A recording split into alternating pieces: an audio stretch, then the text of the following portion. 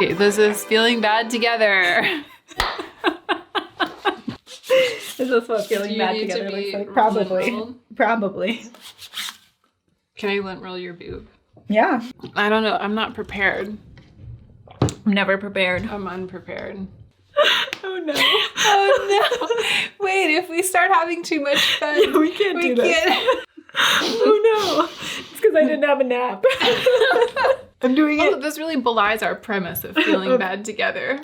Well, the point of too much fun is that you start feeling bad immediately after you have to. Oh no. You didn't know this about too much fun? Oh, what you told me was that you have too much fun and then you like go to bed crying or something. Yeah. You did. But it's like I laugh so hard I start crying, but then I start actually crying. This is one of the things that Julia warned me about when we were about to move in together. Because even though we've known each other for over 10 years, she was like, when we were about to move in together, we both got worried. We were like, wait, there are all these things you need to know. That sometimes, yeah, like, and I'm worried that XYZ, and one of them, Julia told me, she was like, sometimes a thing happens called too much fun. Yeah, where you have too much. I think it's happening now. No, I'm trying to make it not happen. So the first part of too much fun is that you're having a lot of fun. And then you start crying. Ollie calls it too much fun. No, I'm gonna be okay. Yeah, I'm not having too much fun. I'm just having a lot of fun. Okay. All right. Okay. Wait, all business. Wait, what were the things you said, though? I can't even remember. You were like, we're so tall. We're big. We take like I hadn't noticed. But you know, we in take 12 years. We like take. I feel like we take up space, and Well, it's true that you have opened possibilities in terms of like shelving that gets used in our house, and also that it had like never occurred to me before you moved in that somebody could hit their head on the hood of the stove. By possibilities of shelving, she means that when we moved in, all of the upper shelves were vacant in the entire house. Well, no one can reach them. And then they came in and they were like, oh, did you know there are shelves on top of where your refrigerator is? And I was like... And there was nothing on top of the fridge. And I didn't even know you could put things on top of the fridge. I feel like I always end up putting stuff on top of the fridge, and it's something that I'm ashamed of because I feel like a kitchen looks like a nice kitchen. The top of the fridge is clear. It's like how if you've really got yourself together in life, there's nothing stored under your bed. You know what I mean? Like I aspire to have nothing stored under my bed.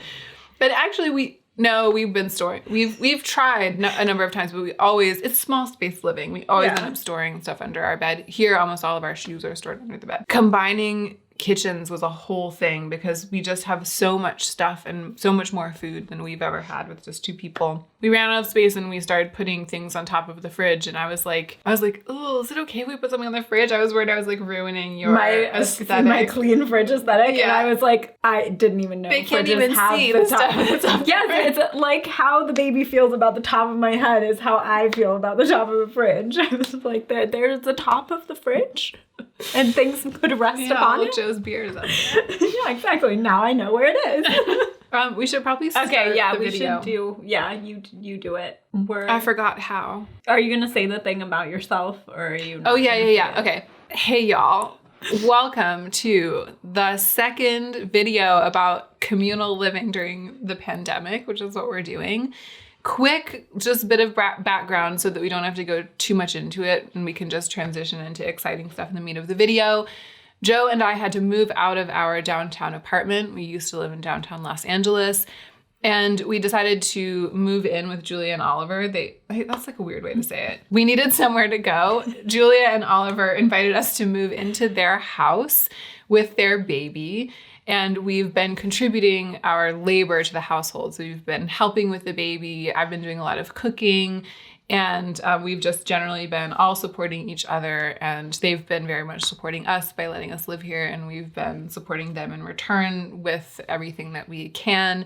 That's what we've been doing since August, end of August, beginning of September. And 6 to 8 weeks after we moved in, we filmed a video. In retrospect, it was very much just about like how it went at the very beginning. Like at that time, we felt like old hands, you know what I mean? Yeah. But now we're like, oh no, that was the beginning. So now we're circling back for a check-in about how it is now that we've really settled in to our situation. No, now how it is, now that we don't remember. No. Yeah, now that we're like, now that it's weird to think about ever not living like this. Right. If this is your first time to my channel, hi, I'm Hannah. I love beautiful things and I do a lot of beauty content, but this is obviously more just personal journey, lifestyle, content of interest. This is Julia. You want to introduce yourself? Do you have anything to say? About myself? Anything? I don't have a YouTube channel, and I don't know anything about makeup, and that's putting it a bit strongly. Well, yeah, I know things about makeup because you taught me them, and I live here with Hannah and Joe and Ollie and my baby and our cat and dog. Our cat and their dog. Yeah. And our baby. And our baby and our cat and our dog and our garden. And our garden. That's new since last time. Oh, yeah, that's true. If you want to see content like this all the time, I'm sorry, we only do it once in a while. But if you like me and you're not subscribed, then you should subscribe to my channel. Let's go ahead and get into the meat of this video. I feel like I gave an intro. Do you think I need to say anything else about our situation? Our situation? The house is in Los Angeles. It's their house. Joe and I are living in a space that was the dining room and living room. They're adjacent to each other. And so it's become sort of our little suite. We've been like relatively organized about making systems and making it work. We covered some of that in the first video, but not like obsessively, Yeah, we'll just do what we said we were going to do. So all right, we made notes. We did it. Julia's going to... I made notes while Julia was feeding the baby lunch. We and then I would say, Julia speaks extemporaneously. Yes. So first we're both going to just speak about just how it's going and how it's different from last time. We have 3 questions that we decided to ask ourselves and then answer.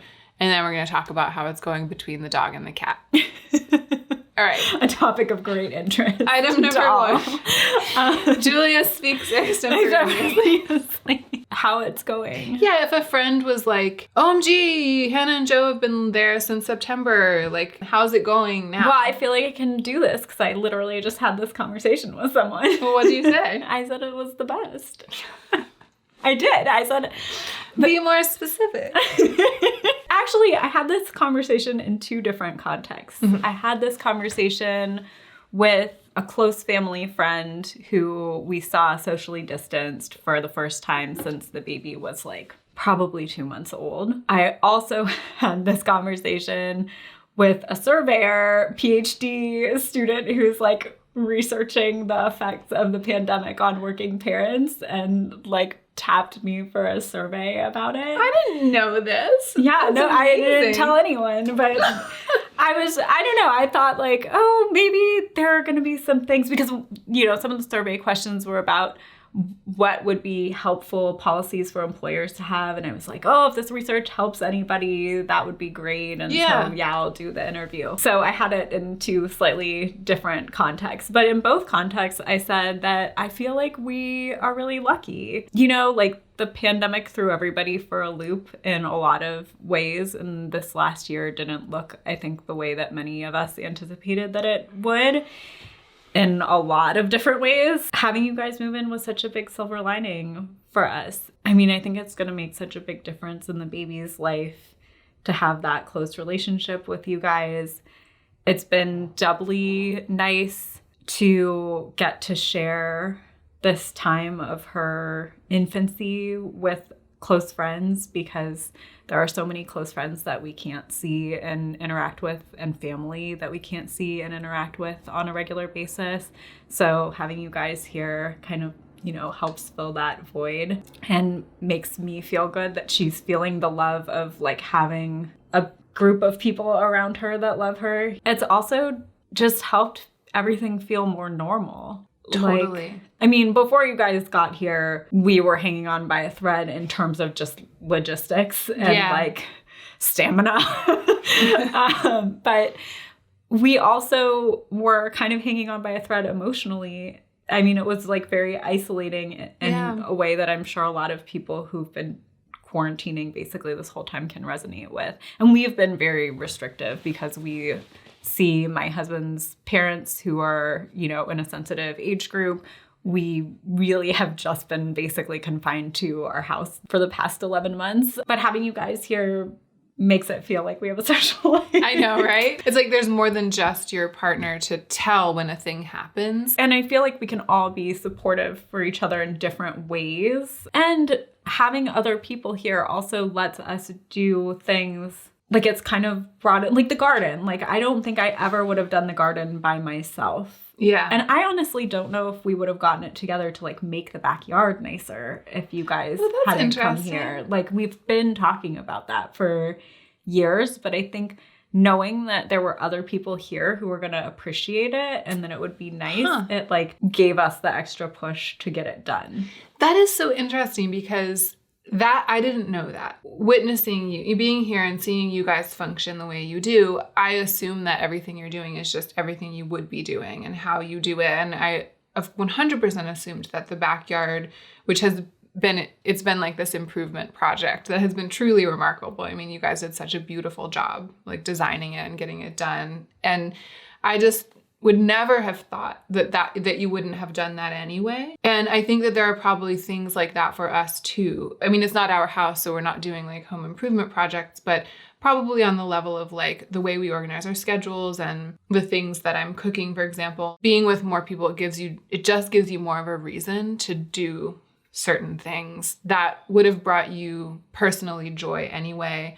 But having a little bit of a larger social circle is just motivating in all of these ways, like fundamental. Yeah. That's so interesting about the garden. Yeah. So, I mean, I think that's how it's going from my perspective. It's like, it's awesome. It makes me wish we had more of our friends here. I know. We're like, where could we put Jess? Yeah, I know. We're like, where could we put a yurt in the yard? Like, we're like, Toya could live in the attic, right? Like, that's fine. That's cool. It's kind of like confirmed everything that I had like dreamed about living with friends. Yeah. It's just such a great community. But what about when the surveyor or your family friend is like, aren't they in your way? Or like, isn't it inconvenient to have like two whole entire other adult people like swarming through your house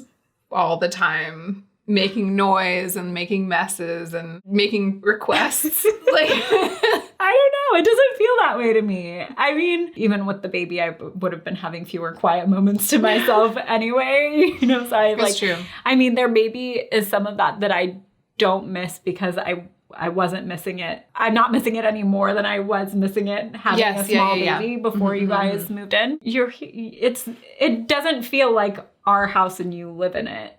Mm-hmm. It feels like we all live in the house. Yeah. So you're here, but it's not like, what are they doing? I agree with that. Yeah, I mean, I think we remain, as we must, aware that it's not our house. You know what I mean? Because there are certain things that we can't do or that have to be careful about, or it can't be our decision about the house and about the baby. But it definitely doesn't feel like, what are they doing here? What are we doing here? Either. It's like in between. Yeah. Way different. Way different than it would be if we were like, we're coming for a month to help you out. You know what I mean? Like it is definitely progressed. And maybe this is my Hannah speaks extemporaneously. Are you ready for me to speak? I'm ready for you to speak extemporaneously. Wait, what was I going to say? As well as things were going, and I'll, of course, put the first video below, as well as things were going at that time, and as much as we felt like we had sort of gotten through the maybe potentially murky waters of the initial adjustment period, and we were like, phew, it's all going to be okay, like when we filmed that, as much as that was the case, I feel like things have changed a lot since then, and the main thing is the kind of comfort level, what is known and assumed, and what is sort of what the group consensus is really solidified about what we're doing in action as well as in theory. And I think that then we like hoped it would be, and we were like on our way, but nothing does that like time. And I just feel like enough time has passed so that it's just, there's no anxiety or grief around like if we're doing it right. You know what I mean? Like we're just doing it. We're just living together, raising this baby together with you guys definitely as the primary decision makers and parents. We were just at the beginning when we filmed before of integrating into that role. And at this point, it's like we could, in theory, take her for like 2 days. You know what I mean? Yeah. We're not doing that. Like they don't have anywhere to go and wouldn't want to, like, you know, leave her. But that just is so precious. It's so precious. And I just don't like, I hate the idea of it being any other way. You know what I mean? I mean, not that this can go on literally forever, but it's just, I wouldn't trade it for anything. You know what I mean? To have had this time and like become that. I'm not going to cry. Like already. Yeah, you're having too much fun. I kind of got off on a tangent thinking about the baby, but I more just wanted to speak to the fact that we kind of just like soldiered on through the adjustment period, and now a lot is very natural about a thing that we weren't 100% sure would work, a thing that a lot of people from the outside are like, OMG, how is that working? Something I kind of didn't know if I'd ever do. I think old Hannah, pre-communal living Hannah, would be surprised by how unbothered actual current Hannah is by the logistics of this situation. We're so adaptable, and I'm a lot more adaptable than I thought that I was. It's going really as well as could be expected, don't you think? Yeah, I would say maybe even better. Better than could be expected. And don't worry, because we've given ourselves some questions that are designed to kind of like expose anything that we're not going to be over here just like, everything's perfect and we have no feelings. In fact, we had planned. We have so many feelings. They're just coming out our eyeballs. Feelings coming out our ears. We have been joking that we should title this video Feeling Bad Together, because the title of the first video was A Really Tiny Government, which is what Julia said we had created for this. And there have been so many times in the past several weeks leading up to this when we've been, how will the discussion go? It'll be like, oh, I left that thing there. I'm so sorry. I was feeling bad that it was going to be in your way. And then the other one of us will be like, well, I was feeling bad because I thought that you needed me to like be here at a time, and then I was there, and so was that. And so it'll be, and then we'll be like, oh, well, we were feeling bad together. For no reason. Like feeling bad together in a way that should have canceled it out. And we didn't know until we talked about it. We're constantly feeling bad together about the same thing from the opposite side. And it's around like courtesy and comfort and social anxiety, you know, those kinds of things. Like, yeah, it's not all glorious sunshine and roses. Like I feel bad all the time because I'm worried that I'm like doing the wrong thing. It's not a life-destroying feeling bad. It's just a thing that you navigate, and then we communicate, and then everything's fine, and we joke about it. What we were like, we've got to write down. Can you think of an actual example of a time that we were feeling bad together? I feel like maybe one time when we were feeling bad together was like, it seemed like maybe Joe was having kind of a bad day, but I like didn't know how to address that. Like, you know, I didn't want to be like, make it worse by being like, it seemed like you're having a bad day, but I also didn't want to seem like I didn't care that he was having a bad day. So then I was just like going around being like, oh, I'm like I'm not doing it right. And then eventually I saw you and I was like, oh, and you were like, I'm feeling so bad because I didn't tell you that you didn't have to feel bad about like I might have also been like, I was feeling bad because I didn't tell you that whatever it was, maybe it was that if Joe was having an extra bad day that didn't have anything to do with you. So I had been going around the house being like, oh, Julia's gonna be feeling these vibes and she's gonna be like worried that it was something about her, and like, and I'm like, I know that I need to tell her that about this external thing that happened so that she knows that it's not an internal matter of strife. And she was going around being like, I haven't said the thing that I needed to say, and I didn't. And then we talked about it, we were like, feeling bad together. Oh, the cauliflower. That's the thing we had it with the other day. I said to you, I think I'm going to pick the cauliflower because of the aphids. And you were like, I think if we just leave it there, it'll keep growing even bigger. This is perfect example. And then I went out into the garden with the baby, like fully intending to pick the cauliflower. And I heard your little voice in my head being like, I think if we just leave it there, it'll grow bigger. And so I didn't pick the cauliflower. And then you went out into the garden with the baby and you were like, oh, maybe we should pick that cauliflower because of the aphids. Yes, 100%. But like neither of us picked the cauliflower. But then later I told Hannah I was gonna pick it, but I didn't because of what you said. And I was like, well, I didn't pick it because of what you said. Or no, I wanted to pick it because of what you said, but then I thought you wanted to pick it. Yeah, exactly.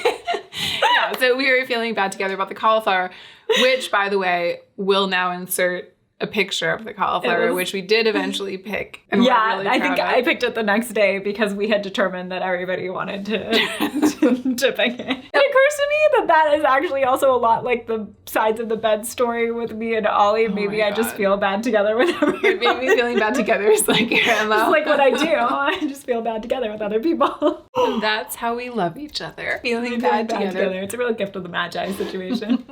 Oh no, I'm getting that thing where it really hurts here. I'm sorry. I don't know, it's like a cramp. My face gets cramped from smiling. I feel like it means I don't smile enough in life. No, I need to limber up those muscles. It takes more muscles to frown than to smile. But it probably takes more muscles to smile than to keep your face completely neutral. Which is what I do most of the time. We have a weekly schedule where everything gets done, and everything includes cooking, grocery shopping, dishes getting done, some cleaning, baby care. We schedule it out so that one person's job is happening while another person is with the baby, other person is with the baby while another person is cooking. It's like a round robin and it all works out. And it's kind of ever changing because Julia is a professor of law, and so her schedule changes depending on the semester. It was one way first semester, and then in between it was another way, and now it's another way for the next semester, and onward we go. Yeah. And her schedule is always changing to the babies. Right. So right. How old was she when we first? 8 months old. She was 8 months old when we moved in, so probably 9 or 10 months when we did the first check-in. And now she's over a year old. Everything has happened, just like that Sylvia Plath poem. She was walking, she's talking, she's 18. She's about to go to college. Joe and I, one of the things we brought to the house was a record player with a bunch of records because we just decided to keep it instead of putting it in storage, and it's become a whole thing. Like, this baby doesn't know that records aren't contemporary. Like, her life is like she wants to listen to Ella Fitzgerald today and Al Green tomorrow, and she has strong opinions about who we listen to, and she knows the names of all of the musical artists. It's like the best thing in life. Ella, here. Ella, Agin. Too much for the human heart to bear. Devo. We want to talk about unexpected things that have surprised us about each other from living with each other or about living with each other, just anything. You go first. What was the thing in the kitchen that I said surprised me? I was like, how do we not have enough of X thing and 9 million of Y thing? What do we have? A lot of wooden spoons. We have a lot of wooden spoons. We have a lot of silverware. We have a lot of coffee mugs. We have a number of colanders, I feel. I feel like it was that kind of thing. Yeah, it was that kind of thing. Meat thermometers. We have 2.5 meat thermometers, I feel. We've got, I mean, the lemon juicer. No, that wasn't it. What was it? Well, the thing that we don't have enough of is a working turkey baster. It's true. Or baster, I guess. We don't have a working. We don't have enough basters. We don't have enough basters, but we do have 9 million Instapots. Yeah, we've got 2 Instant Pots, and I'm like, sometimes I like double Instant Potted at dinner. We were also talking about how we have so much bread. There's so much. I don't even eat bread. Neither one of us really eats bread. We have so much bread. I think that those men go through a lot. So much bread. I think they eat like half a loaf of bread a day. But I think it's like the kind of thing where I think that was the case before we moved in together, but I never noticed it. And now that they're both here with like a whole cabinet of bread, I'm like one of the cabinets, you open it and bread like jumps out, goes on you. Like, you can't. I mean. Suddenly you like open it and like half a loaf of bread is like in your stomach. It's just like how they want it. Especially Ollie. That would be his dream, is if he could just open God. a cabinet and half a loaf of bread ended up in his stomach. I don't know. Here's the thing that I was thinking about. Okay. I don't think I had ever heard you sing. Like, we sing all the time together because there's a baby, yeah. right? So I think we would have gone our whole lives never hearing each other sing. I've heard you sing a bunch of times and you've heard me sing, and we're like singing all these little songs that we know. And that's just something I would never, ever have thought of, never have anticipated. You know what I mean? Yeah. Like these little things, little ways of becoming more intimate or knowing each other better that you just can't predict. There's like 1,000 of those, but that was one of the ones that I thought of. Maybe I just have like a skewed view of it because my father is like, he's one of these people where like in his house, every toilet is always clean. Inside every drawer is always clean. Every shower drain, like you never go, it doesn't go through phases. You don't let the bathroom get a little bit dirty and then you clean it, or like you let dust gather under your bed and then you vacuum it. So sometimes it's very clean and sometimes it's not. That's how Joe and I are. Like as a couple, we are comfortable with sort of like living through filth and then like getting back to clean on the other side. Just having been your friend for 10 years and visited your house, I thought that you were a person who was not that way. Like, I didn't think that you were okay with like it to get a little dirty. I thought you were more like my dad. And maybe it's just having a baby has changed it, but I've been surprised and kind of delighted to find that you and Ollie also, it's not, and they do clean a lot, like we all do. It's not, I'm not saying that we all live in filth. It's just, my heart is so warmed to find out that you guys also sometimes have it dirty and sometimes have it clean. And I would never have known. I would have gone to my grave thinking my friend Julia is so clean all the time. Everything's clean. She's one of those people who cleans before anything can happen. I mean, I clean before people come over. Right, I know. That's the takeaway. My mom is kind of like your dad. Yeah. And my entire adulthood has been a process of like becoming less clean. I don't know. Yeah, I would say also Ollie is like, I mean, you should have seen him when I found him. He wasn't exactly like, living in squalor, but it was like dust bunnies and red vines. Well, thank God he had a carpet, but no, when I met him, he had a chair for dirty clothes and a chair for clean clothes. And he had a perfectly nice closet and chest of drawers and everything. But all of his clothes that he wore lived between those two chairs. They were just constantly dancing between the two chairs. He, I think, has gotten a lot more, He appreciates the value of a clean. He does. Floor. As everybody does. As everybody does. And right. I'm trying not to, I hope you understand what I'm saying. Oh, no, like, I do. You get it? Like, because really most of the house with the four of us here is clean most of the time. Joe especially considers it part of his work to clean, especially the kitchen. But, he'll like mop the floors every couple of weeks and stuff. I feel like that is one of the surprising things for me, but it's about Joe. Like, I don't think I realized how neat he is and also how important routine is to him. Oh, yeah. Like, that was a big surprise. Mm-hmm. Interesting. Yeah, it's funny for me to think of you knowing Joe so much better now. And I know Ollie a lot better now, too. It's like I was saying to Lynn the other day that, like, of the people living in this house right now, Hannah and I have known each other the longest. Mm-hmm. So even though we've known each other's significant others, we're getting to know them a lot better. And I think maybe, I don't know, we haven't asked the guys, but like maybe there's stuff about us living together and being together that is new for them. I don't know. Yeah, I'm sure. I think there's a lot that we don't even know that we didn't know before about each other anymore. I mean, really, you know what I mean? Like if we were suddenly to look through the lens of how we knew each other before, we would be amazed at how much more we know now. But it's hard sitting here with all these bright lights shining in my face to like list it off. You know? I also think it's like over time you forget that it ever wasn't the way that it is now. So, like your base of knowledge changes sort of the same as with the baby. Yeah. Where it's like hard to remember her ever not being the way that she is now. It's like totally hard.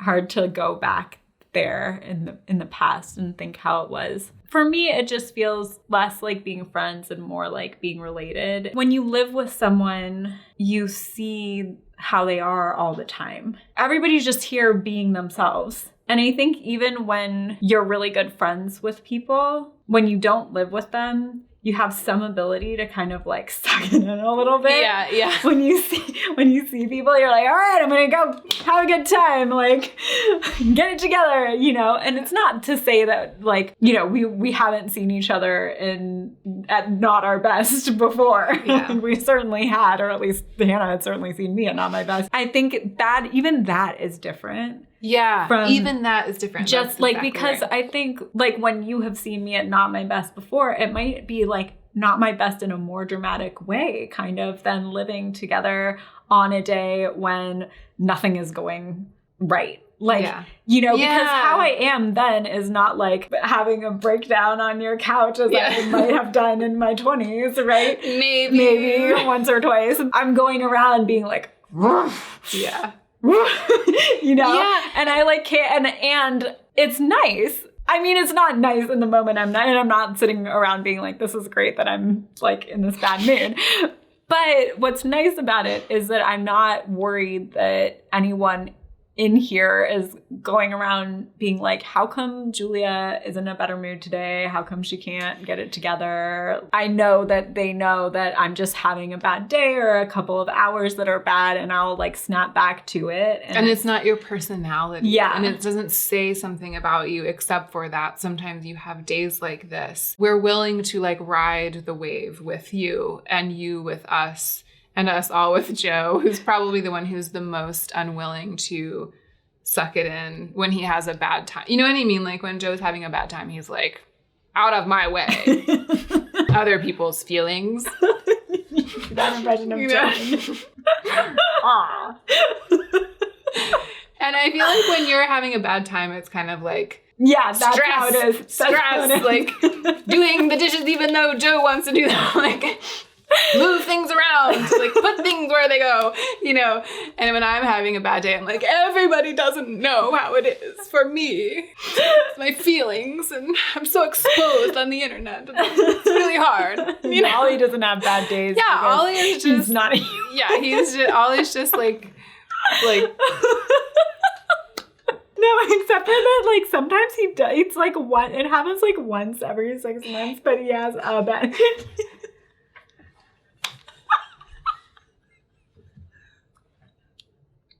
Ollie's office is the room above this space, and I was sitting in that chair in the corner, and all of a sudden I heard Ollie yelling into the phone, "That's why I didn't want to do this, Sean." And I was like,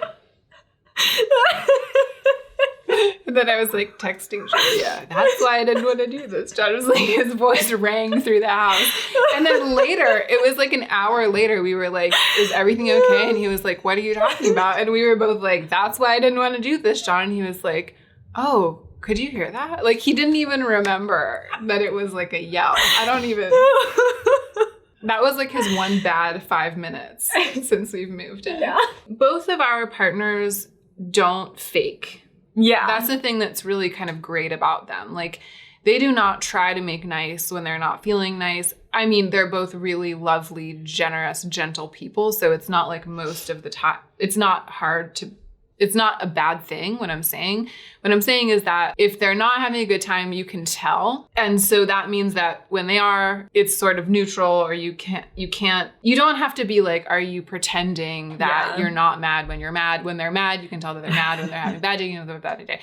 I think it might be our natures. It might also be our social conditioning as women are much more inclined to try to put on a good face and try to like not make other people uncomfortable by our own discomfort. You know what I mean? And so it's been marvelous to like be in such close quarters that it doesn't make sense to really do that to the same degree or most of the time or whatever. I think that's like a lot of what we're talking around. But it's good that it's kind of just two of us, and that the other two of us were they're like known quantities, known entities. You know what I mean? Yeah. Most of the time. So that Ollie's just particularly even keel. But I guess when I heard him, I think I said that day, my immediate thought was, I was like, oh, Ollie will protect us. I didn't know that before. Like, I didn't know that there was this side of him where I was like, if the apocalypse comes, I was like, he'll be out there. Like, yeah, in a pinch he comes through. I mean, we know Joe would. Like, no question. Like, we're going to be fine. It's true. Joe will, like, he'll just stand in the doorway and nobody will dare. But I was like, oh no, Ollie will be there too. Yeah. Well, I do sort of feel like the thing that we were talking about of, like, kind of letting it all hang out is the thing that I've always enjoyed about being with Ollie. It's a little bit like being married to, like, it's not actually like being married to 3 people, but it's like in many critical ways it's not. Right? Just to assure you. Yeah, I couldn't handle being married to more than one person anyway, but but in the way that, like, you don't have to worry about putting on a good face. Yeah. It's like it's like letting people just see who you are completely, and that's nice. But what are the things that you miss and don't miss About living separately? I don't know. I mean, this is like a particularly good situation for me because I'm extroverted, so it's like really nice to have I like having people around all the time, and it feels good to me. Like, it's very pleasant to have a house full of people. Yeah. I actually don't miss, like, not being alone in the house. Like, or I don't miss being alone in the house. I didn't like it when we lived by ourselves. I was never like, I'm so happy I have the house to myself. I was always kind of like, this is great for 30 minutes. And now I'm done with the things I needed to do. And you can all come back now. Everybody? Yeah, exactly. All my friends can come back now. I also feel like the nice thing about our house is that it's big enough for us each to have our own space, but not so big that you feel totally shut off from everybody. And so that's nice. Yeah, it's not like it's some sort of mansion. No. Like, we're living in, like, a house. We, like, each have a room. Yeah. There are things that we like about living together that we would like in any case, but there are a lot of things that make a lot of sense because of the pandemic and that are, like, circumstantially, unequivocally better than living separately. And so it's hard to say that you miss the things because some of those things are invalidated by the pandemic to begin with. So it's like, do we miss them because we live together or do we miss them because of COVID? Yeah, although it's kind of weird. I mean, it's been like a strange social experiment this whole time for me. I assume one day we'll be able to leave the house again. Maybe even one day this year. But I don't even know how I feel about it anymore. The memory of everything else has faded away and it seems kind of distant to me. So it's like, in the abstract, I would love to go get that salad from Sycamore Kitchen. But like, if someone was like, tomorrow you could go get the salad from Sycamore Kitchen, but you and Hannah and Joe would have to separate. And then I would be like, no, I'll just stay. I'm good here. Thanks. Yeah. You'd rather have us than the salad. I would rather have you than this. And my dining room, for that matter. But I don't know. I mean, I guess what I miss, like, having anything that's just mine, having choices over, like, dominion over your own space, because it's not really, like, it's not my house anymore, really. One of the things that can be pleasurable about having your own space is, like, it's like an area where you can set up the illusion of control for yourself. By selecting the things that go in there and, like, creating an aesthetic for yourself and keeping everything just the way you like it. And I don't know. I feel like all of that has kind of gone out the window. I'm so glad that you said that because it was a much more articulate way of, or maybe, like, taking it to a further level than a kind of what I've been thinking about, because it's a little bit different for me because this isn't my space. So it's not like I had that in this space and then it got blown apart. It's like we have this sort of nomadic feeling, but it feels circumstantial to me. So that I was kind of going to try to explain the same thing, but I was going to be like, but of course, all of our stuff's in storage. The way you described it was like the deeper level of what is missed when you miss that. A space that is only your own, that you've sort of, like, designed from the ground up. It's a reflection of yourself in that way, and there's something comforting about that. And then there's also the illusion of control.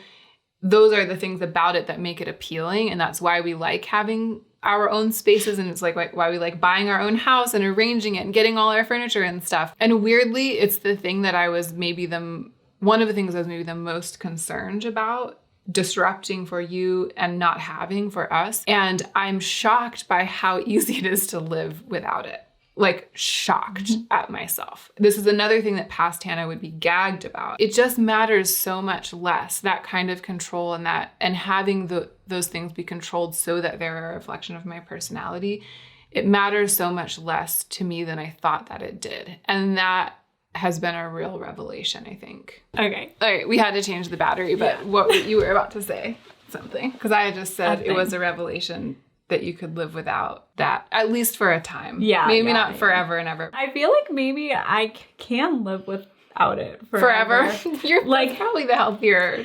I mean, it's not that I don't desire it. You know what I mean? Like, I still think the ideal is to have some control. It's just that, I don't know. Like, I think what I was going to say is that the confluence of all of these events of like the pandemic and having a baby and having all of us move in together has made me feel a lot less attached to who I thought I was than I was before. And I think that's been on the whole, like a really good and positive thing, because it has let me just enjoy what's going on now here more. Yeah.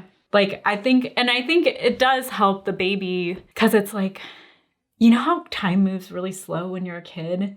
Yeah. I feel almost like it's also moving slower for me now when I'm with her, because it's moving at the pace of how it moves for her. Yeah. You know, like those hours, they stretch out in ways that can be sometimes exhausting. But it's also like, it's unburdening to not have to have things be a certain way. And yes, yeah. It's also nice to like, I mean, maybe one of the nice things about having this little universe be its own like thing is I know who everybody is here. Yeah. And so it's not to say that I'm never worried about anybody's feelings or how things are going for anybody, but just that like there's kind of an understanding that we're all here being here together. There's less of that stress of like performance that you have when you go out into the world. Yeah. Yeah, the last question that we had, and we only have about 10 more minutes, so was how this experience has changed us so far, and so that's like what you're getting into. I have it's like, again, the same answer, but just like a slightly different spin, which is just the way I think of it is that I think that I am prone to an amount of social anxiety. Not like I've never thought like I'm a very anxious, I mean, I don't think I'm a very anxious person. Like I'm not the kind of person you think of when you think of an anxious person. I don't think. But you're not the kind of person I think of when I think of an anxious person. But I do have a lot of internal just stress. A lot of bandwidth is taken up by worrying about whether I've done or said the right thing, not just in the eyes of other people in terms of how they're going to see me, but to treat other people the right way. Like I worry that I've caused someone else to feel bad by doing or saying not quite the right thing or not giving them what they had hoped for, what they wanted. And so what you're describing, this like unburdening or this realizing that it's not such a big deal who you thought you were, clinging to that, all of it relieves that stuff that I think we're both kind of prone to. And maybe it's like, as I've gotten older, I've realized more and more how prone I am to it and wanted more and more to be free of it, but it's very, very hard to unlearn. I do still have that. I mean, that's what feeling bad together is. It's exactly totally what it is. It's just that instead of really our lives being feeling bad, either apart or together, we're in this situation where we talk and joke about the fact that we're feeling bad together. That's many steps closer to being free of that hamster wheel than we were before, individually and together as friends. And that has been a big change for me. We're like, who even are we? But we like it. Yeah, but we're feeling bad together. But we are very too much fun. Do you want to talk about how Sadie and Cordy are doing for the last 3 minutes? I feel like they're doing how they've been. I mean, they've like settled into detente, right? They like now both are aware of each other. They begrudgingly live together. If only they would just realize that they hate all the same things and like many of the same things, then they could be great friends. But alas. I think we're lucky that they're so old. Yeah. Like if they had their same personalities, but were like 5 years younger than they are now, they would be fighting. Our house would be a pile of rubble. I think maybe we're just lucky that Courtney's so old. I mean, Sadie's also 9. I know, but Sadie's, like, the thing that happens is that Courtney sees her, and then by the time that she gets to where Sadie was, Sadie's, like, gone, and she's like, I think there was a cat here. As much as we're feeling bad together, they're feeling bad together. That's, like, how they're doing it. But it doesn't mean that their lives are bad. They just feel bad when they see each other, which honestly isn't that often. And I also think maybe it adds a little excitement, at least to Sadie's life. She's like... Courtney's like... Rrr.